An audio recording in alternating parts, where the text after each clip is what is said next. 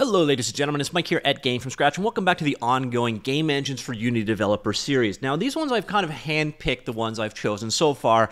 First off, Godot, it's the obvious choice. It is the most popular open source game engine out there. I'm also a big fan. Next up I covered Defold. Defold is probably the ideal pick if you are a mobile developer and you want to move off the Unity game engine. Again, I'm also a big fan of Defold as well. It's got a very different approach to how it does things, but it is an engine that is definitely worth your consideration. I also covered Stride. Now, Stride is a pure C# game engine. I know a lot of Unity developers will appreciate that.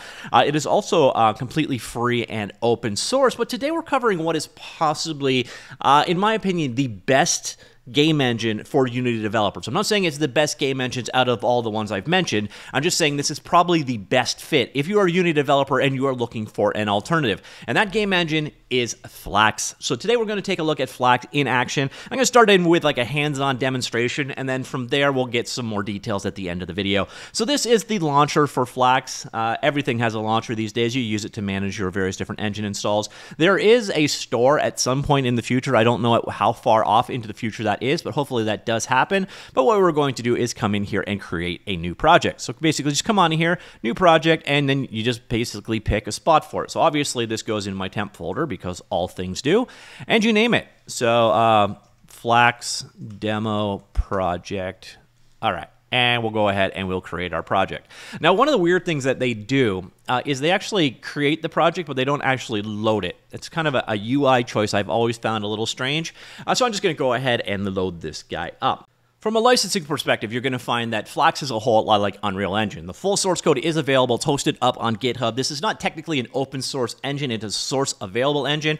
It is also royalty based. It is a 4% royalty after your first $250,000 per quarter. So basically, you're not paying anything unless you're making money with this. And then the actual royalty itself is actually 1% lower than Unreal Engine. Very reasonable in my humble opinion. If you're a Unity developer, this is going to be immediately comfortable to you. I'm going to show you a couple things. I'm going to show you how to bring assets in, how to bring in a character, skin character, add animations to it, create an animation graph, do some visual programming, and also some C# programming. So we got a lot to cover today. But in terms of the UI, you're going to find you got a game mode. This is one of those things that a lot of people find lacking if you're from a Unity background. So you can preview your game directly in the editor. Your hierarchy is available over here in the scene view. Your inspector is available over here in the properties view. You've got a toolbox of basically game objects over here. And then all of your various different assets are available down here. The entire UI is fully customizable. So for example, I can grab any tab here, I can move it anywhere, so I could dock it to the side like this, I can undock it, have it as a floating window like this, or I can redock it back to the top like this. So the UI can be customized to whatever you like. There's also theming if you want to blind yourself, there's a light mode, etc. So let's get into how things work. Let's start off with an asset import. So this is about as simple as it gets. What you want to do is come on down here and locate the area you wish to be in. So we're going to go into the contents folder right here. You find your asset that you wish to use. Now in this case, I'm going to use a Synty asset. These may or may not be still available on Humble Bundle. If they are, I will have the relevant link down below. It all kind of depends if they renew it in time when I launch this video. So if it is available, excellent Humble Bundle, great for this kind of stuff. So what I'm going to do is basically bring in this Viking demo scene to just give you an idea how importing works. So just basically drop it in. Up here, you decide how to import it. So for example, I can say this is a skin mesh, an animated mesh, or a model. I could flip the normals, merge LODs, create LODs, and so on. What I'm going to do is just bring it in as it stands. You can also obviously change the geometry if you bring it in. You can have it generate LODs automatically, have it generate sign distance fields if you prefer, if you're doing physics interactions, etc. And I'm just going to go ahead and import that. So how well does the importer work? Well, the answer is very well, but first you got to switch back into editor mode from game mode. Let's sacrifice a default cube, pretending like we were in Blender, and let's go drop our asset into the world. Yeah, that's it. We're done. By the way, navigating the world using WASD keys, Q and E for up and down. And here is the model brought in, picture perfect from the FBX importer. The asset importers on this guy just work so extremely well. So bringing your assets in is about as simple as it gets. Now let's show you animation. So the next example we're going to bring in, we'll grab another character here. So let's go back over here, go to the character files here. FBX characters, and we will bring in this shield maiden. So drop it into your world like this, and then this time we're going to import this one as a skinned mesh. We're also going to bring in a couple of animations as actual animations at this point in time. But what you're going to see here, so we're in, let's grab our character and drop it in the world. And now what you're going to notice is we do not have a texture on this one. This is a pretty standard Synty thing. So now what we need to do is go ahead and create a texture. So we're going to go back over here. Here's how you set up textures. Now Synty is pretty straightforward. It's not got so it's not a full PBR workflow. It's basically just the albedo or color channel. But what we're going to do is come in here. We will grab a character here. So let's grab character texture, and we'll drop it in the world. Once again, import setting comes up. You can pick which type. So if this is a normal map or whatever, this is a standard color RGB texture. We're good to go, and we will import that in. So now what we're going to do is create a new asset. This is just like creating assets in Unity. Right-click, create new, and then we're going to come down here and say material and material. So there is our material, and I'll call this my char mat. All right. So then click that guy, and you bring up the editor. So again, you've got a full visual editor for creating your materials. You know, again, very Unity-like in the experience. We'll grab our character in here, drop it into the world, and now we will just connect color channel to color channel, and there we go. We'll save our material. Our material is now saved. We will close that guy down, and now we will select our newly created material. So right here, and with our model selected, so let's go back here to our character model right here.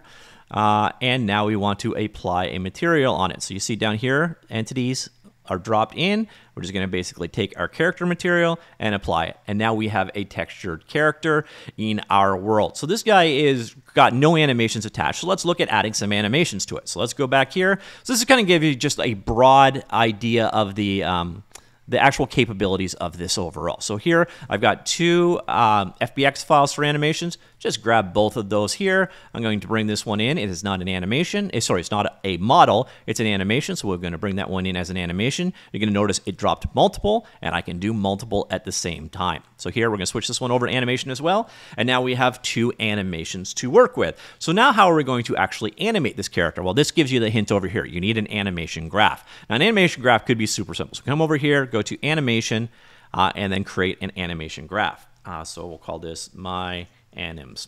All right, so there is our new animation graph. And again, it's all tooling based. It's all floating windows. It is a very consistent workflow like this. So we could literally, with this guy right now, just drop an animation in place like this, hook the bones up like that, and then put our preview mesh in here. So there is our character. Let's grab our character, drop that in as the preview mesh, and there is our particular animation. That's literally all you need to do to get a single animation going, but we're going to go a little above and beyond in this case. So what we're going to do is actually create a state graph or a state machine for handling this. So search here, search for state machine like so, and what we're going to now do is connect that up to our animation. Now we're going to need a parameter to control this. You're either going to be walking or you're going to be idle. So we're going to add a parameter over here. So click the Add Parameters button. We're going to search for the type of bool, like so. So create a Boolean type parameter, and then right click it and rename it, and we'll just call this guy is walking. So now we have a parameter available for our state machine. Our state machine is available over here. We could obviously rename it if we wish, but instead what I'm going to do is edit it. So here we are with our entry point, and now we add two states beyond our entry state. So right click here, and we will add a new state like this, and we will call that, I did not mean to click off, so we're just gonna click here, and we will rename this guy idle, like so. So we have our one state in place. And let me just drag this guy over here, and we're going to add another state. Same process, right click, click state, and this time we will call this guy walk. So those are our state. You come in, you're either entry, you go straight to idle, and idle can walk, and walk can idle. So now what we do is we just basically grab the edge here and drag it from one to the other. So our entry automatically goes to idle. Now idle can go to walk, and walk can go back to idle. And that's it. We just set up everything we need. Now we actually need to do something in these states. So here we go. Here is the first state. This is idle. So what I'm going to do is come back and grab my idle animation. So like so, drop that in, hook that up to the pose over here, and we're done there. So we're good to go with that guy. And then we'll go back here to the locomotions. We're going to do the same thing with walk. drag that over there, drop your walk animation in place, hook the bone up. So again, if you're used to animations in Unity, this is going to look pretty familiar to you. The whole idea of creating these animation state machines, etc., is going to be pretty normal. And let's go back to our state machine on the whole, and the last thing we need to do is hook up the conditions on actually moving between states. We'll start things off with the state from idle to walk, so just click there, click the edit rules, and what you're going to notice here is you've got a can start state. So this is basically, if this is satisfied as true, this state will start. Well, we've got our is walking parameter over here, and we're basically going to drop that into the world, and we'll say if walking is true, we can drop that into there. Now we're going to do a state for coming back here, so we're going to switch from walk to idle and then what we're going to do here is pretty much the opposite. So same basic process. You've got your output rule. You've got your variable over here that we're going to use. Literally just drop that into the scene. And then the only thing that we've got in the middle is we need to add a node for Boolean. So we're going to do a Boolean not. So right here, drop that in, put our state here to there, drop that in here to there. And we now have a state machine for controlling our animations from initialization through and through. So now we can actually get into some coding where we actually toggle between these various different state machines. So we now have this guy set up. No animation graph applied yet, so let's go ahead and do that. So we will drop our state machine on this character. So my animations goes into there on the animation graph. And here is one of those things that you're going to like as a Unity developer. You can click play at any time, and you will get a preview of the world. I should probably move my camera so that we're facing our character so that it starts directly there. But there you go. So you can see our character is idly animating. So our state machine at least is partially working. Now we're going to show you some of the coding process where you would switch between the various states. So again, I'm trying to give you a bit of a snapshot of what the entire experience is like. Again, there is that real-time editing performance or experience that you're really going to like. Here's another thing that I absolutely love with this engine is you can actually pick something. So I want to position the camera here. So the camera's in a weird spot. I just want to go ahead and move it. So what I can actually do is say pilot actor.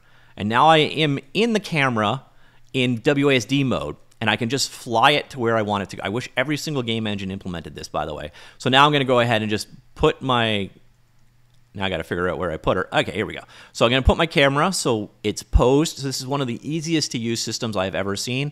And click done. So now my camera has moved to that location.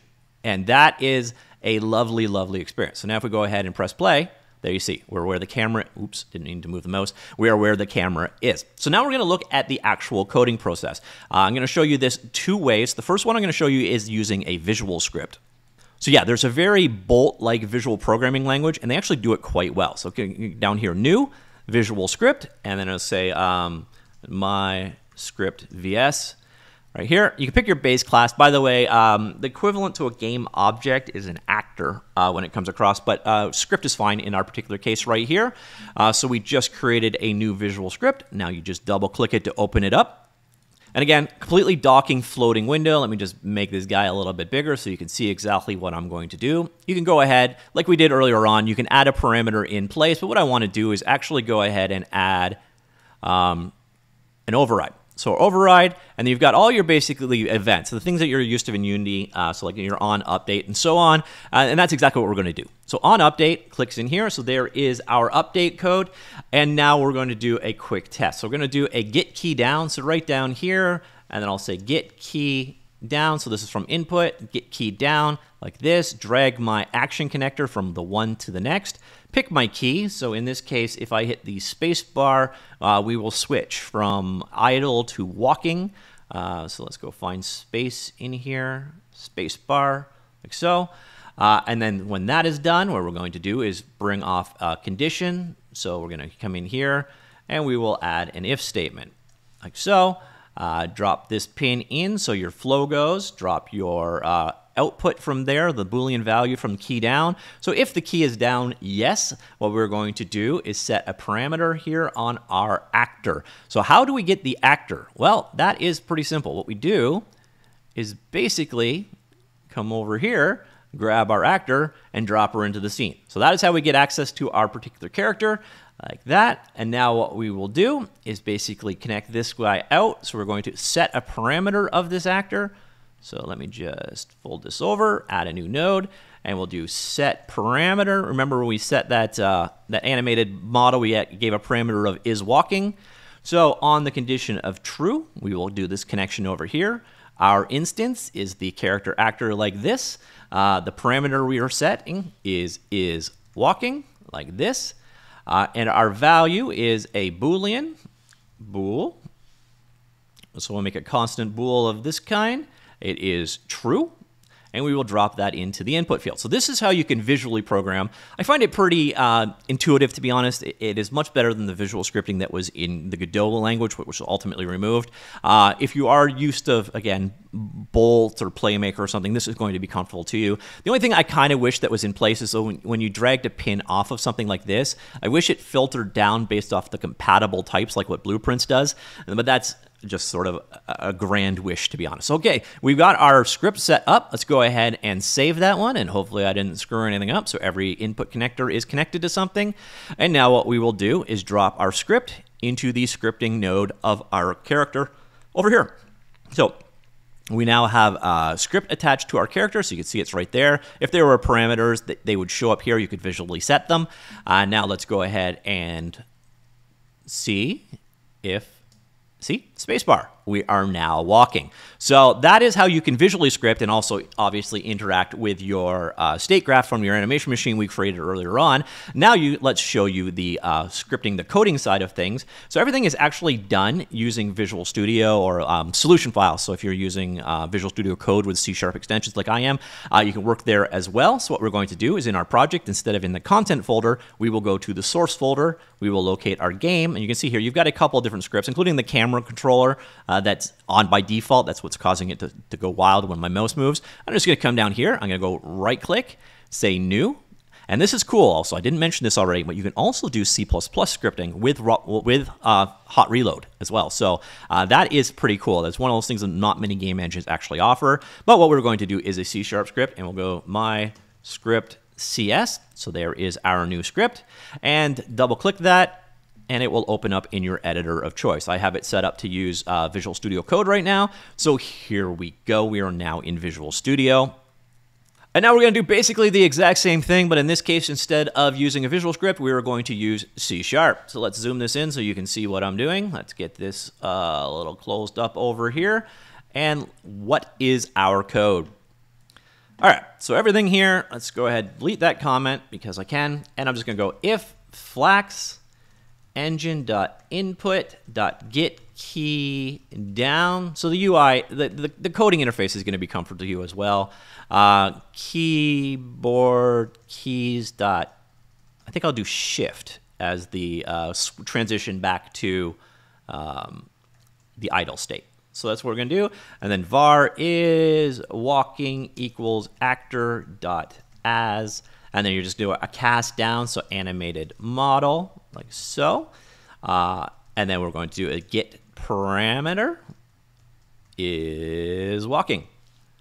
So there is our is walking parameter. And what we're going to do is take our is walking parameter, set the value of it to false. So now we are no longer walking. And if you want to do console debugging or whatever, you just literally come in here, debug.log. I am no longer walking because I got lazy. All right, there you go. So save that code. Our code is now saved. We head back over here. You can come up here and do recompile scripts like so. By the way, if your C# project did not generate for whatever reason, you can do a generate scripts project files right there. So again, you can open this up in Visual Studio, Project Writer, whatever IDE you wish to use. So now we have our C# script connected or created. So now I connect it, literally just drop it in. Again, now you can see my Visual Studio script in addition to my C# script. And again, if I set any properties or any public variables, they would all be here and configurable as well within the UI. So you can have it, your programmer does the work and it just exposes the properties out to your designer. Pretty typical design standard these days, very nice to see. And we'll go ahead, we'll run this. So here, spacebar, we start walking, hit shift, we go back to idle, walk, and idle. All right, so that is pretty much it for the hands-on demo, because I think I gave you an idea of what a lot of the tooling is like. We did a lot here. We imported an asset flawlessly, no issues at all, brought in an animated character, added some animations to it, created a state controller for handling those animations, and then did some visual scripting and C# scripting to show you how all of these things work. So if you don't have an idea of how this guy works at this point in time, do stay tuned. I think I'll do a more in-depth tutorial at some point in the future. I really love Flax Engine, and I've kind of undercovered it on the channel. And hopefully from seeing this, you get an idea of exactly what it's capable of. You do have some tools across the board here. So you got tools for creating worlds, drawing terrains, and so on. You got texturing stuff there. And here are your various different components that make up the world. So you got your variety of lights, a bunch of environmental effects for tweaking the graphics, so on. You got full physics system in here. You do have a UI layering in here as well, and then you've got other things here for like audio listener, audio sources, and so on. So you've got all of your typical game object components that you're expecting from the Unity world. And as you saw from all the tooling, we did texturing. You got that visual shader editor. You've got the state machine editor. You've got all the previewing tools. You have fine-tuned controls over your importing. Everything that you could expect is pretty much here. This is a super impressive engine that I think, unfortunately, not enough people have heard of. So if I've convinced you to check out Flax, again, I do think that this is the most comfortable fit for Unity game developers looking for an alternative. That's why I say that this might literally be the best alternative for Unity developers. You want to check it out? It's flaxengine.com. One of the things I probably should have talked about like very early on, but hey, we'll leave this for the 20-minute mark. If you want to grab this guy, it is available for Linux and Mac in addition to Windows, though you'll find that the installer it's a first-class experience on Windows, whereas Linux and Mac, it's more of a build from code type thing, or to get the daily builds set up. But you can use it on Linux and Mac in addition to Windows, which is very nice. In terms of features, well, I showcase what the editor is like. There's a lot of performance things. This is really cool as well. It supports Linux, Mac, Android, iOS, PS4, PS5, Switch, Xbox One, Xbox X, Series X. There's real-time global illumination via DDGI. We got CPU light map baking, visual scripting, VFX tools, nested prefabs, large world support, so you do have 64-bit coordinates for making like universe scale games, localization tools, online services including Steam, Xbox Live, PlayStation Network, etc., networking for multiplayer game, animation tools and features. You've got the world tools. I didn't demo them here, but you've got things like terrain creation, foliage creation. You can do level streaming, etc. You do have hot reload of C# and most impressively C++ as well. Gameplay globals for technical artists, so you can set things up that then the artist can tweak without having to get into code at all. The code is fully available. As you can see, it is hosted up on GitHub. So where is the GitHub link? Right here. So this is it's not open source. Once again, it is fully source available, just like the same kind of concept as Unreal Engine. But it does have a number of contributors, so there's 61 people contributing to this project. In terms of the source code breakdown, it's a combination of C++ and C#, with a little bit of shader code in there as well. So the performance bits are written in C++, and then everything else is C#. So I think the editor is C#, etc. You'll also notice there's other things out there that are also there was the samples repository, etc., also available on GitHub. There are bits in here that aren't included. So again, if you're working PlayStation 5 or Xbox, those parts are not publicly available simply because the developer kits don't allow them to do that. Now, another thing that you might find interesting is there is actually a document on using Flax for Unity developers. It gives you a bit of a mapping of how things work from one to the other. Again, hierarchy is scene, viewport, scene view is viewport, project is content window, inspector is properties, and then you've got this toolbox, which you would generally get via, adding components. Otherwise, it's going to be a very, very comfortable fit. You got a mapping of how things map. So a game object is an actor, a mono behavior is a script, a shader is a material is a material instance. It's not rocket science. Again, if you're familiar with one, you're going to understand the difference to the other. The scripting setup is also very similar, so you're going to be quite comfortable with the fact that the big thing is Flax is actually C# 11 and .NET 7, so it stays much more current with C# than Unity does. And there is also that visual scripting language out of the box that actually works. So I find that quite impressive. So, ladies and gentlemen, that is Flax. Again, probably And I don't know why I did this one, let's see, 1, 2, 3, fourth, as opposed to first, when I think it is probably one of the best fits for Unity developers looking for a new home. And I'm curious, after seeing it in action as a Unity developer, do you think, yeah, that looks really familiar to the workflow I'm used to? Or does Flax not do it for you? If Flax does do it for you, it is available at flaxengine.com. Again, the pricing is pretty straightforward, so it uses... oh, it's right here. It uses an Unreal Engine type approach. So if you can use it for free. You pay 4% when you release above the first 250K per quarter. All the tools, all the features, all the platforms, all the source code, all complete projects and samples with regular updates can be used for free. So that is the conditions of using Flax Engine. Let me know what you think. Comments down below, and I will talk to you all later. Goodbye.